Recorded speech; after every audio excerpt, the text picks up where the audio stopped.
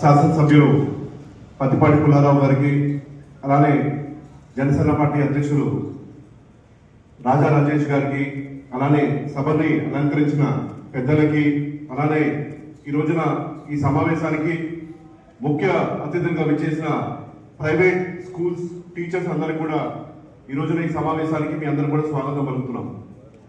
సమావేశ ముఖ్య ఉద్దేశం ఇప్పుడు ఉమ్మడి గుంటూరు కృష్ణా జిల్లా ఎమ్మెల్సీ గ్రాడ్యుయేట్ కాన్స్టిట్యున్సీకి కూటమి తరఫున అభ్యర్థిగా నిలబడుతున్న ఆలపాటి రాజేంద్ర ప్రసాద్ గారికి మీరందరూ కూడా మీ ఓట్లు వేస్తూ మీరు ఎవరినైతే ప్రభావితం చేయగలుగుతారో వాళ్ళందరూ కూడా ప్రభావితం చేసి కూటమి అభ్యర్థి ఆలపాటి రాజేంద్ర ప్రసాద్ గారి గెలుపుకి మీరందరూ కూడా తోడ్పడాలని చెప్పి మీ అందరూ కూడా కోరడానికి ఈ రోజున ఈ ఆత్మీయ సమావేశాన్ని మేము ఏర్పాటు చేయడం జరిగింది.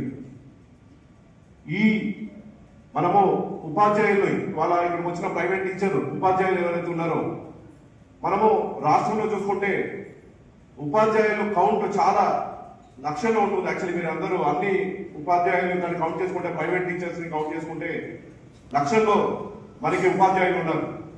గతంలో కూడా తెలుగుదేశం పార్టీ కూటమి గెలుపుకి మీరందరూ కూడా మాకు సహకరించారు. అందుకనే ఇంత అద్భుతంగా చాలా భారీ మెజార్టీతో అక్కడ ఉన్న ప్రజాప్రతినిధులు అందరూ కూడా గెలిచారు. ఇవాళ తెలుగుదేశం పార్టీ కూటమి ప్రభుత్వం అధికారం వచ్చిందంటే దానికి కారణం, దాంట్లో ముఖ్య పాత్ర మీది కూడా ఉంటుందని ఖచ్చితంగా నేను గట్టిగా నమ్ముతున్నాను. చాలా సమస్యలు ఉన్నాయి, ప్రైవేట్ టీచర్స్ కూడా చాలా సమస్యలు ఉన్నాయి. అంటే గవర్నమెంట్ టీచర్స్ అందరూ ఒక యూనియన్స్ గా వాళ్ళు ఉండి వాళ్ళ ప్రతిపాదన, వాళ్ళ అంటే పే స్కేల్ రివిజన్ కానివ్వండి, అలానే ఐఆర్ కానివ్వండి, ఇవన్నీ కూడా వాళ్ళ ప్రతిపాదనని వాళ్ళు చాలా గవర్నమెంట్ పంపిస్తున్నారు. కానీ ప్రైవేట్ టీచర్స్ కి ఎటువంటి అంటే వాళ్ళ సమస్యల్ని అడ్రస్ చేయడానికి ఎటువంటి మీడియం లేదు. డెఫినెట్ గా ప్రైవేట్ టీచర్స్ పడుతున్న సమస్యలన్నీ కూడా డెఫినెట్ గా అడ్రస్ చేసే విధంగా మీ అందరితో కూడా డెఫినెట్ గా రానున్న రోజుల్లో కూడా ఇంకా చర్చలు జరుపుతాము. అలానే ఆలపాటి రాజేంద్ర ప్రసాద్ గారు కూడా ప్రైవేట్ టీచర్స్ పడుతున్న సమస్యలకు డెఫినెట్ గా ఆయన దృష్టికి ఇప్పటికే రావడం జరిగింది. డెఫినెట్ గా అవన్నీ కూడా శాసనమండలిలో అడ్రస్ చేస్తారు. అలానే మీకు ఏ సమస్య ఉన్నా కూడా ఆ సమస్య పరిష్కరించడానికి ఇక్కడ స్థానిక శాసనసభ్యులు పత్తిపాటి పుల్లారావు గారు కూడా డెఫినెట్ గా వాటిని పరిష్కరించే విధంగా మేమందరం కూడా మీకు తోడ్పడతాం. కానీ ఇవాళ ఈ శాసన మండలి ఎలక్షన్ లో మీ అందరి సహకారం మాకు ఖచ్చితంగా అవసరం. ఇక్కడ వచ్చిన వాళ్ళు కాకుండా ఇంకా చాలా మంది ఉంటారు మీ ప్రైవేట్ టీచర్స్ అసోసియేషన్ లో. డెఫినెట్ గా వాళ్ళందరూ కూడా చెప్పండి. ఇక్కడ జాఫర్ గారు వచ్చున్నారు, ఆయన కూడా నేను కోరుతున్నాను. ఈ మీడియా ద్వారా మేము మీ అందరూ కూడా అభ్యర్థించేది ఒకటే, మీ సహకారం మాకు చాలా అవసరం. తెలుగుదేశం పార్టీ కూటమి గెలిచింది, ప్రభుత్వం ఏర్పడిన తర్వాత వచ్చిన మొట్టమొదటి ఎలక్షన్ ఈ శాసన మండలి ఎలక్షన్. ఖచ్చితంగా రాష్ట్రాన్ని ముందుకు తీసుకెళ్లే విధంగా నారా చంద్రబాబు గారి అడుగులు ఉన్నాయి.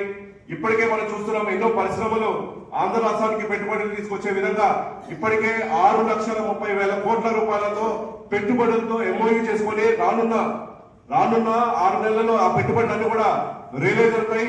అవి అయిన తర్వాత డైరెక్ట్ ఎంప్లాయ్మెంట్ 4 లక్షల మందికి డైరెక్ట్ ఎంప్లాయ్మెంట్ ఉంటుంది, ఇండైరెక్ట్ గా 10 లక్షల మందికి ఎంప్లాయ్మెంట్ ఉంటుంది.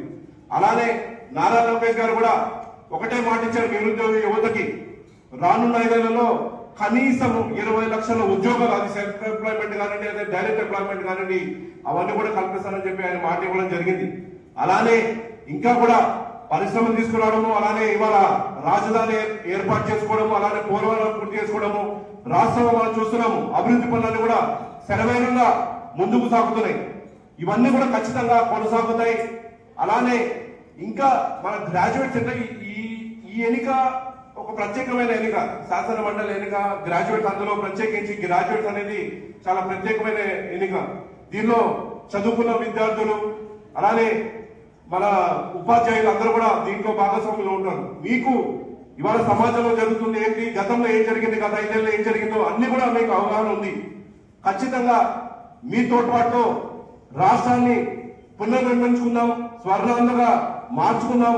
దానికి మొదటి ప్రణాళికగా ఈ శాసన మండలి అభ్యర్థిగా ఆలపాటి రాజేంద్ర ప్రసాద్ గారిని మనం గెలిపించుకోవాల్సిన అవసరం ఎంతగానో ఉందని చెప్పి మీ అందరూ కూడా కోరుకుంటూ, శాసన మండలి ఎలక్షన్ ఎలా ఉంటుందో, గ్రాడ్యుయేట్ ఎలక్షన్ ఎలా ఉంటుందో నాకైతే మీ అందరికి తెలుసని నేను అనుకుంటున్నాను.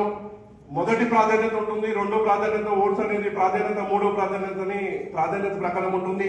మీ అందరూ నేను అభ్యర్థించేది ఒకటే, మొదటి ప్రాధాన్యత ఓటుని ఆలపాటి రాజేంద్ర ప్రసాద్ గారికి ఓటేసి మీ అందరూ కూడా ఆయన అత్యధిక మెజార్టీతో గెలిపించాలి. ఖచ్చితంగా మీతో ఇంకా కూడా మేము సమావేశాలు ఏర్పాటు చేస్తాం. మీ నుంచి మేము ఇంకా కూడా ఇప్పుడు ఎవరైనా మీ సమస్యలు ఏవైతే ఉన్నాయో ఆ సమస్యలు ఈ ప్లాట్ఫామ్ ద్వారా కూడా మీరు చెప్పచ్చు.